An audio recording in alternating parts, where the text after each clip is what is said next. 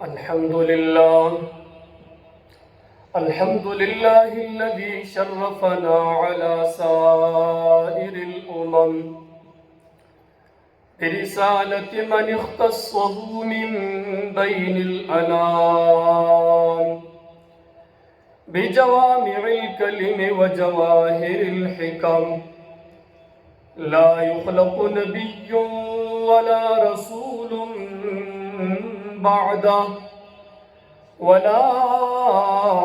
أمة بعد أمته ولا شريعة بعد شريعته ولا كتاب بعد كتابه. وصلى الله تعالى عليه وعلى آله وصحبه وبارك وسلم. ما نطق اللسان بمدحه ونسخ القلم. أما بعد فأعوذ بالله السميع العليم من الشيطان الرجيم. بسم الله الرحمن الرحيم.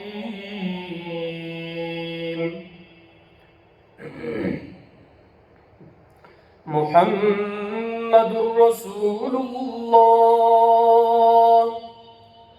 والذين معه أشداء على الكفار رحماء بينهم تراهم ركعا سجدا يبتغون فضلا من الله ورضوانا سيماهم في وجوههم من أثر السجود ذلك مثلهم في التوراة ومثلهم في الإنجيل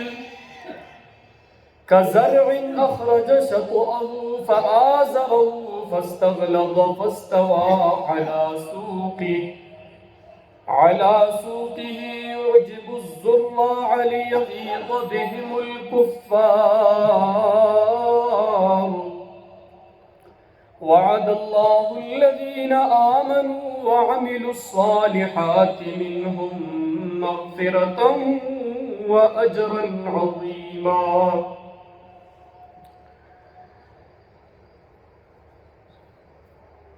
صدق الله العظيم وصدق رسوله النبي الكريم ونحن على ذلك لمن الشاهدين والشاكرين والحمد لله رب العالمين. اسلام کی عظمت کے مینارے ہیں صحابہ، اسلام کی عظمت کے مینارے ہیں صحابہ، اگر چاند محمد تو ستارے ہیں صحابہ. ہم اس شوق سے کہتے ہیں ہمارے ہیں صحابہ، واللہ ہمیں جان سے بھی پیارے ہیں صحابہ. میرے واجب الاحترام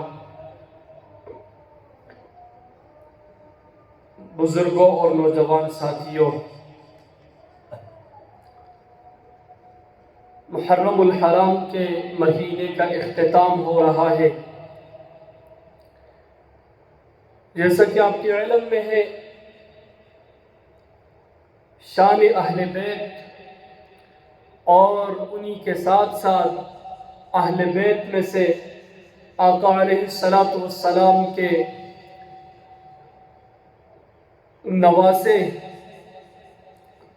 حضرات حسنین کریمین رضی اللہ تعالیٰ عنہ اجمعین پر بھی، اور مختلف ان کے ساتھ ساتھ جو باقی بھی شہداء تھے سب پر مختصر گفتگو ہو چکی، اور محرم الحرام کے مہینے کا اختتام ہو رہا ہے، اور یہ ہمیں ایک سبق یہ بھی دے رہا ہے، یہ مہینہ یہ ہمیں سبق دے رہی ہے کہ ہم شان صحابہ کرام رضوان اللہ تعالی علیہم اجمعین کو بھی سمجھ لیں کہ یہ کون لوگ تھے۔ اور مخلوق تو اللہ جل جلالہ حضرت آدم علیہ السلام سے لے کر آخری بندے تک، قیامت تک جتنے بھی انسانیت اس دنیا میں آئے گی، اللہ جل جلالہ نے اس مخلوق کی اس دنیا میں بھیجنے اور پھر اس دنیا سے اٹھا لینے۔ لیکن سوال یہ ہے کہ ان صحابہ کرام رضوان اللہ تعالی علیہم اجمعین کو اللہ جل جلالہ نے پاک پیغمبر علیہ السلام کے قدموں میں کیوں بٹھایا، اور کیوں چن کر آقا علیہ السلام کی شاگردی ان لوگوں کو اختیار کرنے کی توفیق عطا فرمائی، اس کی مین وجہ کیا تھی؟ تو اللہ جل جلالہ سے دعا ہے کہ جو آیت سورہ فتح کی آخری میں نے تلاوت کی، اس کے سیاق و سباق کو صحیح معنی اور مفہوم کے ساتھ سمجھنے کے ساتھ ساتھ اللہ ہم سب کو سمجھانے کی اور اس پر عمل کرنے کی توفیق عطا فرمائے۔ قرآن کریم کے جس آیت کو بھی آپ اٹھائیں، جس آیت کی بھی آپ تلاوت کریں، جس آیت کو بھی آپ پڑھیں، ہر ایک آیت ہمیں یا تو دنیا کے اندر جیسے ہم معاملات کہتے ہیں، یا آخرت کے اندر وہ بھی ہمارے ایک معاملات ہیں، یا ہمارے عبادات، یا جو بھی ہمارا ترکیب ہے اس دنیا کے اندر رین اور سین کا، یہ ساری کی ساری چیزیں ہمیں قرآن کریم کی کسی نہ کسی آیت سے ملے گی۔ اب جو آیت کریمہ میں نے تلاوت کی، محمد الرسول اللہ، ہم اذان میں بھی پڑھتے ہیں، کلمے میں بھی پڑھتے ہیں، مختلف جگہوں میں بھی پڑھتے ہیں،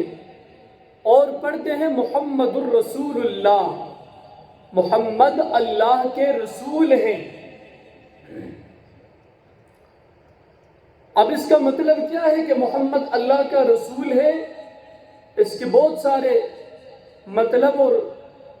مفاہیم لیتے ہیں لوگ، لیکن مطلب اس کا صاف صاف ایک ہی اور ایک ہی مقصد ہے، وہ ایک ہی مطلب اور ایک ہی مقصد ہے، وہ یہی ہے کہ صرف اور صرف محمد اللہ کا رسول ہے، اور محمد الرسول اللہ کے ساتھ ایک لفظ ہے محمدً عبدہ ورسولہ، اللہ کے رسول ہی نہیں بلکہ اللہ کے رسول اور اس کے خاص مقربین بندوں میں سے افضل، اشرف، اکمل، اور ہر قسم کی انسانیت جتنی بھی ہے اللہ کے پاس محمد الرسول اللہ صلی اللہ علیہ وسلم سے عمدہ انسان انسانیت میں نہیں تھا کہ جسے وہ امام الانبیاء بنا کر اس دنیا میں بھیجتے۔ اللہ کے پاس محمد الرسول اللہ صلی اللہ علیہ وسلم کے دل سے زیادہ عمدہ اور صاف دل نہیں تھا جس کو امام الانبیاء کے بعد اللہ رب العالمین معراج کرواتے، اور پھر امام الانبیاء صلی اللہ علیہ وسلم کو وہ کتاب دیتے جسے قرآن مجید کہتے ہیں، اور یہ تمام جتنے بھی معجزات ہیں اگر اللہ کے پاس محمد الرسول اللہ صلی اللہ علیہ وسلم سے ایک سوتر کے برابر بھی کوئی عمدگی میں، حسن و جمال، مثال، اخلاق، کردار، گفتار میں ان سے اچھا ہوتا، اللہ اسے امام الانبیاء بنا کر بھیجتے۔ لیکن اہل سنت والجماعت کا یہ عقیدہ ہے کہ امام الانبیاء علیہ السلام سے کل کائنات، کل انسانیت میں ان سے افضل، اشرف، اکمل کوئی نہیں۔ اگر ہے اللہ کے پاس بندوں میں سب سے عمدہ، معطر، معمر اور سب سے حسین اور جمیل ہستی، تو وہ صرف اور صرف آمنہ کا لال امام الانبیاء صلی اللہ علیہ وسلم ہے۔ اسی لیے تو حسان بن ثابت رضی اللہ تعالیٰ عنہ نے فرمایا تھا وَأَحْسَنُ مِنْكَ لَمْ تَرَ قَطُّ عَيْنِي وَأَجْمَلُ مِنْكَ لَمْ تَلِدِ النِّسَاءُ خُلِقْتَ مُبَرَّأً مِنْ كُلِّ عَيْبٍ كَأَنَّكَ قَدْ خُلِقْتَ كَمَا تَشَاءُ۔ پھر حضرت عائشہ صدیقہ رضی اللہ تعالی عنہ وہ اپنے انداز میں امام الانبیاء صلی اللہ علیہ وسلم کی تعریف کرتی ہے لنا شمس وللآفات شمس شمسی لنا من خیر شمس السماء۔ مکمل ان اشعار پڑھنے کا وقت نہیں ہے، میں نے جو قرآن کریم کی آیت پڑھی محمد الرسول اللہ، محمد اللہ کے رسول ہے، والذین معہو، اور وہ جو ان کے ساتھ ہیں، معہو پر گفتگو حدیث کے ساتھ اختصار کے ساتھ کریں گے، اشداء علی الکفار، کفار کے بارے میں تو یہ بڑے سخت ہیں، رحماء بینہم، یہ جتنے بھی مومنین ہیں مسلمان یہ آپس میں بڑے رحم دل ہیں، تراہم، آپ دیکھیں گے ان کو رکعن، رکوع کرتے ہوئے، ایک رکوع ان کا تھا صحابہ کرام کا، سجدن، سجدے کرتے ہوئے، ایک سجدہ ان کا بھی تھا، ایک رکوع سجدہ ہمارا بھی ہے، نہ رکوع کا پتہ نہ سجدے کا پتہ، ان کے رکوع سجدے کو اگر کوئی غیر مشرک اور کافر بھی دیکھتا تو اسے بھی اللہ جل جلالہ کی ذات یاد آ جاتی۔ ان کے رکوع اور ان کے سجدے میں اور ہماری رکوع اور ہمارے سجدے میں فرق یہ ہے کہ ان کے رکوع اور سجدے کے بعد بہت سارے مومنین بن جاتے، ہمارے رکوع اور سجدے کے بعد اگر ہم ہی سے پوچھا جائے تو ہمیں یہاں تک بھی پتہ نہیں ہوتا کہ ہم نے تسبیحات بھی کتنی بار پڑھی ہے۔ یبتغون، وہ تلاش کرتے ہیں، فضلا من اللہ، اللہ کے فضل سے، ورضوانا، اور رضامندی سے، سیماہم، ان کی علامت، فی وجوہہم، ان کے چہروں میں ہے، من اثر السجود، ان کے سجدوں کے اثر سے، سجدے جو لگائیں گے اس کے آثار سے پتہ لگے گا۔ ذالک مثلہم فی التوراۃ، یہ ہے مثال ان کی تورات میں، ومثلہم، اور ان کی مثال فی الانجیل، انجیل میں بھی ہے۔ یہ تو وہ صحابہ کرام ہیں جن کی مثالیں تورات، زبور اور انجیل میں بیان کی جاتی ہے۔ اور پھر اس کے بعد فرمایا کزرع، یہ کھیتی کی طرح ہے، کھیتی کی طرح، اخرج شطأہ، جس نے نکالی کومپل اپنی، کومپل جب آپ کو بیج بوتے ہیں، زمین میں لگاتے ہیں اور پھر اللہ سے بارش مانگتے ہیں، اس کے بعد پھر وہ کومپل چھوٹے چھوٹے خوبصورت قسم کے پودے نکلتے ہیں۔ امام الانبیاء کے سامنے صحابہ کرام کی مثال ایسی تھی۔ اور پھر فرمایا فآزرہ، پھر اس نے مضبوط کیا اس کو، فاستغلظ فاستوى، پھر سخت ہوئی، پھر وہ کھڑی ہو گئی۔ یہ کومپل جب اپنی حالت پہ چھوٹی سے نکلتی ہے، ہم بچوں کو وہاں سے روکتے، جانوروں کو روکتے، ہم سائیڈوں پہ باڑ لگاتے ہیں تاکہ کوئی وہاں جا کر اس کے اوپر پاؤں رکھ کر کے اس کو ضائع نہ کر دے، لیکن جب اس کی تھوڑی سی حفاظت کر کے وہ اپنے وقت کا مضبوط تنا، مضبوط درخت بن جاتے ہیں۔ اسی طرح صحابہ کرام جب کومپل کے مانند، تو اس وقت آپ علیہ السلام نے جب ان کو پانی دیا، انہیں ایسی تربیت دی کہ اس تربیت کے بعد اگر کوئی بنتا ہے ان کومپلوں سے تو وہ ابو بکر، عمر، عثمان، علی، حسنین کریمین، ابو طلحہ، ابو عبد الرحمن ابن عوف، عبداللہ ابن رواحہ، یہ 1,44,000 کم و بیش صحابہ کرام بن جاتے ہیں۔ موجودہ وقت کے اندر اگر کوئی استاد اپنے شاگرد کی تربیت کرتا ہے تو وہ شاگرد کہتا ہے میں نے فلاں استاد سے پڑھا ہے، یہ سوال ہی نہیں پیدا ہوتا میں سے غلط کام کو ہاتھ ڈالوں، میں سے غلط کام کو کر لوں۔ اور اسی موجودہ دور کے اندر ایک فرقہ اٹھتا ہے، وہ کہتا ہے کہ صحابہ کرام رضوان اللہ تعالی علیہم اجمعین میں سے 5 رہ گئے تھے معاذ اللہ اور باقی سارے مرتد ہو گئے، اور پھر وہ اس انتظار میں بھی ہوتے کہ ہمیں مسلمان بھی کہو۔ یہ نہیں ہو سکتا۔ آپ صحابہ کرام رضوان اللہ تعالی علیہم اجمعین کے بارے میں ہر قسم کی زبان درازی کو اپنی عبادت سمجھ لیں اور توقع بھی رکھے کہ ہمیں مسلمان کہیں۔ ہم کون ہیں تمہیں مسلمان کہنے والے؟ قرآن کریم نے تمہیں کافر کہہ دیا، اور قرآن کریم نے یہ بات واضح طور پہ بتا دی کہ مومن کو مومن کہو، کافر کو کافر کہو، مسلمان کو مسلمان کہو، اور قرآن کریم کی ابتدائی تقسیم بھی ایسی ہے۔ فرمایا فَاسْتَوَى، پھر وہ کڑی ہو گئی، برابر ہو گئی، عَلَى سُوقِهِ، اپنے تنے پر، يُعْجِبُ الزُّرَّاعَ، وہ خوش کرتی ہے کاشتکاروں کو، لِيَغِيظَ، تاکہ وہ غضبناک کرے، بِهِمُ الْكُفَّارِ، ان کے ذریعے کافروں کو۔ ایک کافر ہے، ایک غلیظ ترین قسم کا کافر ہے، جہاں صحابہ کرام کا تذکرہ، صحابہ کرام کے تذکرے کے ساتھ ساتھ جہاں صحابہ کرام پر انہوں نے انگلی اٹھانے کی کوشش کی، جواب میں اللہ نے کہا، اللہ نے خود جواب دیا، امام الانبیاء علیہ السلام کو جواب دینے نہیں دیا، بلکہ ان سے پہلے اللہ نے جو کچھ انہوں نے صحابہ کرام کے بارے میں کہا ان سے ڈبل اللہ نے ان کے بارے میں کہہ دیا۔ اور یہاں پہ صرف کافر نہیں، غلیظ ترین قسم کا کافر کہہ کر پکار دیا، وعد اللہ الذین آمنوا، وعدہ کیا اللہ تعالیٰ نے ان لوگوں سے جو ایمان لائے۔ اس وقت کے خالصتاً ایمان لانے والے صحابہ کرام تھے، امام الانبیاء علیہ السلام کے خاص شاگردان کرام تھے۔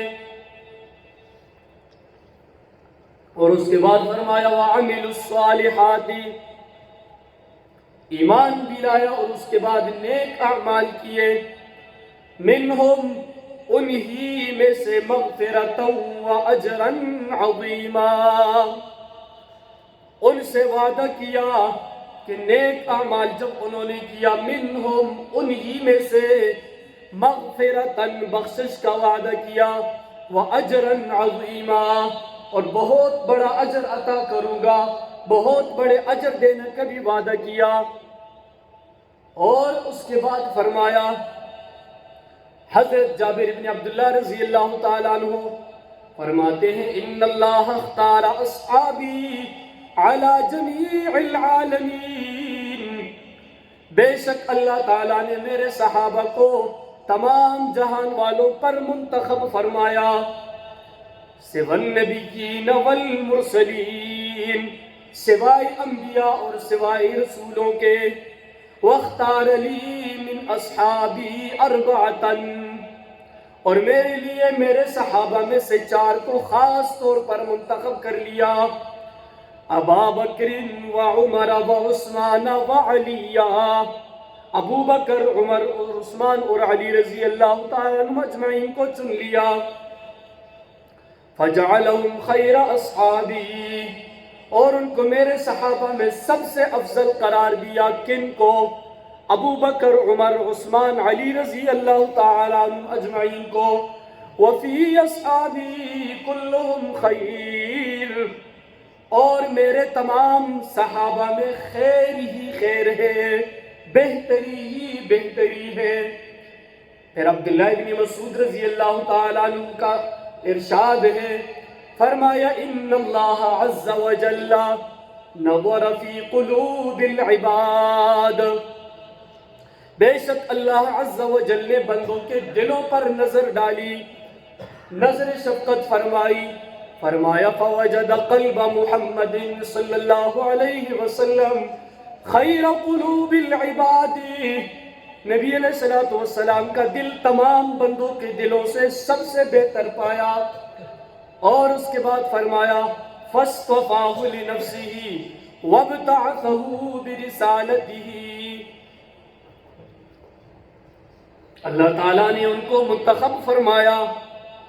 اور ان کو اپنا رسول بنا کر بھیجا۔ ثم نظر في قلوب العباد بعد قلب محمد صلی اللہ علیہ وسلم، پھر نظر ڈالی نبی علیہ الصلوۃ والسلام کے دل کے بعد باقی بندوں کے دلوں پر، اور پھر فرمایا فوجد قلوب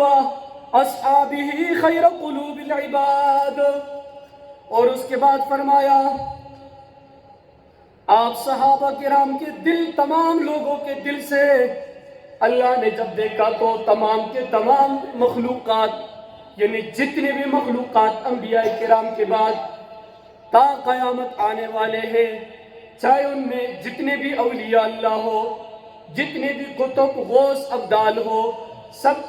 کے دلوں سے سب سے زیادہ اگر کسی کا دل اللہ جل جلالہ نے ان کے دلوں کا امتحان لیا اور قرآن کریم بنا کر بھیجا دنیا میں، اولئک الذین امتحن اللہ قلوبہم للتقوی، جن کے دلوں کا امتحان لیا اللہ نے، ان کے دلوں کے امتحان لینے کے بعد آدم علیہ السلام سے لے کر تمام انبیاء کو بھی ملا کر جو سب سے افضل ہے امام الانبیاء محمد الرسول اللہ صلی اللہ علیہ وسلم، ان کے لیے شاگردوں کو چنا، سب سے پہلے ان کے دلوں کا انتخاب کیا، ان کے دلوں کو ٹٹولا، ان کے دلوں کا امتحان لیا، اور پھر فرمایا فَجَعَلَهُمْ وَزَرَاءَ نَبِيِّهِ صلی اللہ علیہ وسلم، پھر اللہ تعالیٰ نے ان کو اپنے نبی کے مددگار اور وزیر بنایا۔ لیکن یہاں پر تو امام الانبیاء صلی اللہ علیہ وسلم کے فرمان کے مطابق فرمایا کہ ابو بکر اور عمر یہاں میرے وزیر ہوں گے، اور ملنگ کیا کہتا ہے کہ ان کو نماز میں بھی گالم گلوچ دینا اور ہر وقت ان کی اوپر تبرہ کرنا اسے عین عبادت سمجھتا ہے۔ لیکن ایک طبقہ تو وہ ہے، اور پھر انہیں اپنا تاریخ، اپنا کردار، اپنے اخلاق، اپنا گفتار، ساری چیزیں ان کو یاد ہیں۔ اور ہمارا مسلمان گھرانے میں پیدا شدہ بچہ جس کے ایک کان میں اذان دوسرے میں اقامت ہم پڑھتے ہیں اور فخر سے کہتے ہیں، اس کو گلے سینے سے لگاتے ہیں، یہ میرا بچہ، یہ مسلمان ہے۔ اسی مسلمان کے بچے سے ذرا پوچھو کہ امام الانبیاء صلی اللہ علیہ وسلم کے صحابہ کرام کون تھے، اور آقا علیہ السلام کے زیادہ نزدیک ان کی تربیت یافتہ لوگ کون تھے، اسی مسلمان کو پتہ نہیں ہوتا۔ ہم نے اپنے دین کو فرقوں میں بانٹ لیا، قرآن کو ہم نے پس پشت ڈال دیا، قرآن کا ترجمہ، قرآن کا مطلب، قرآن کا مفہوم سیکھنا ہم نے جرم سمجھنا شروع کر دیا۔ اگر ہماری تبلیغی جماعت ہے تو انہوں نے صرف دین کو اسی میں سمجھا جتنا ان کو ان کے بزرگ سکھاتے ہیں۔ کوئی دوسری جماعت ہے وہ اپنے اس نسب العین کو دیکھ کر اسی کو دین سمجھتے ہیں۔ تیسری جماعت ہے، چوتھی جماعت ہے، اور نبی علیہ السلام کے اس فرمان کے مطابق اگر ہم دیکھتے ہیں، آپ علیہ السلام نے فرمایا کہ 73 فرقے اس امت کے ہوں گے، اس میں سے سارے کے سارے جہنمی ہوں گے، کلہم فی النار، سوائے ایک کے۔ فرمایا وہ طبقہ جنتی ہوگا جو میرے اور میرے صحابہ کرام رضوان اللہ تعالی علیہم اجمعین کے نقش قدم پر چلے گا۔ تو میرے اور میرے صحابہ کرام کے نقش اور قدم پر چلنے والا فرقہ کون ہوگا؟ وہ جو ہم مسلمان ہیں، اس کے اندر بھی اگر ہم دیکھیں تو ہم نے 1000 فرقے اپنے بنا لیے، کفار ہیں انہوں نے 1000 فرقے اپنے بنا لیے، ہمیں تو فیصلہ کرنا ہی مشکل ہو گیا۔ لیکن ترمذی شریف کی روایت ہے، عبداللہ ابن عمر رضی اللہ تعالیٰ عنہ فرماتے ہیں،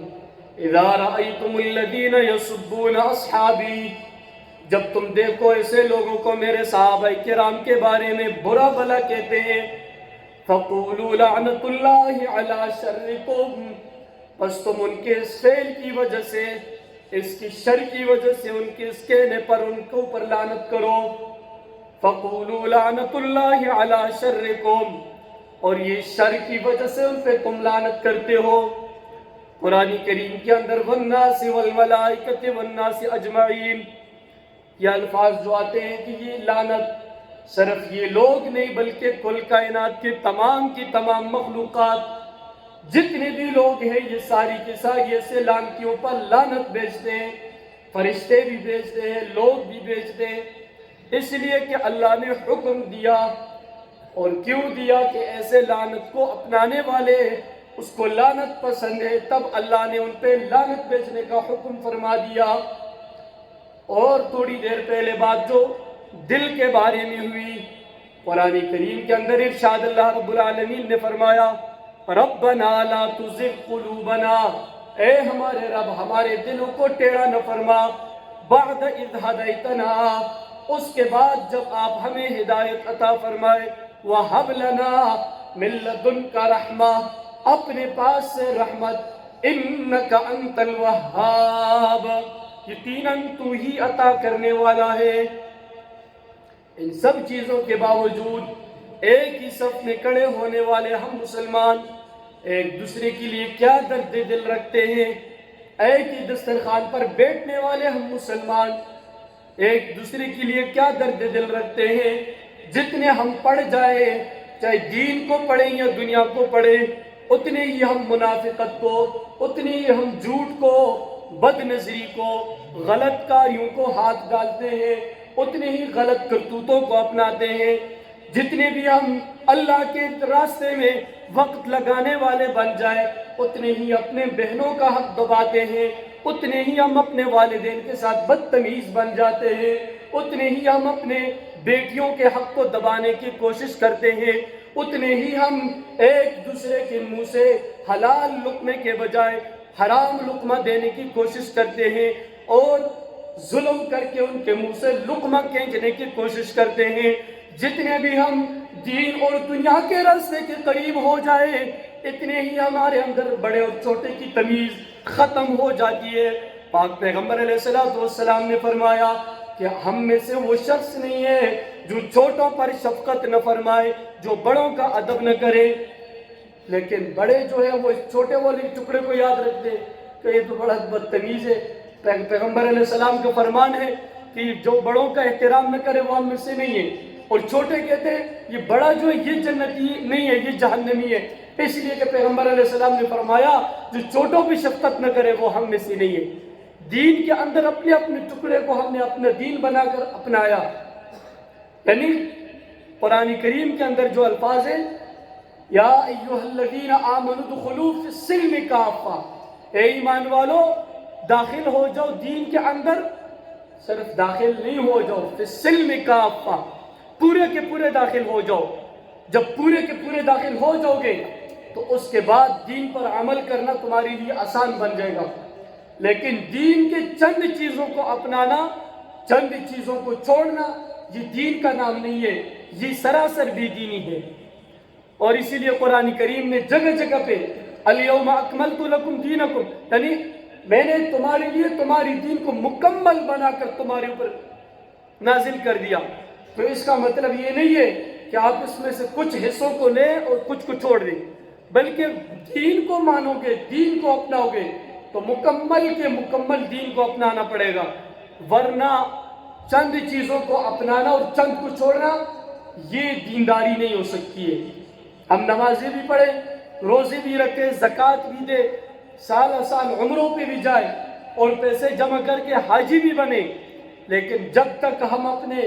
حقوق العباد کا خیال نہیں کریں گے, بہن کا حصہ نہیں دیں گے, بیٹیوں کا حصہ نہیں دیں گے, بیٹوں کے اندر ہم فرق کریں گے, تو ہم اپنے آپ کو اگر 10 گز کی داڑھی بھی رکھے, جبے بھی پہنے اور لوگوں کے اندر حاجی صاحب بنتے بھی پھریں, ہم کٹر جہنمی ہیں. کیونکہ پہلے اللہ کے نزدیک حقوق العباد ہے, پھر حقوق اللہ. نبی علیہ السلام نے فرمایا یعرف المعاملات بالصوم ولا بالصلاۃ, سب سے پہلے اگر آپ نے کسی انسان کو دیکھنا ہے کہ یہ انسان اچھا ہے, نیک ہے, اور یہ اس کے اندر انسانیت ہے, اس کو اس کے نماز، روزے، زکوٰۃ، حج سے نہ آزماؤ، نہ اس کو دیکھو، اس کا امتحان لو تو اس کے معاملات سے لو۔ اگر یہ معاملات میں درست ہے، یہ اگر حقوق اللہ کے اندر کوتاہیاں کر رہے وہ اس کا اور اس کے رب کا معاملہ ہے،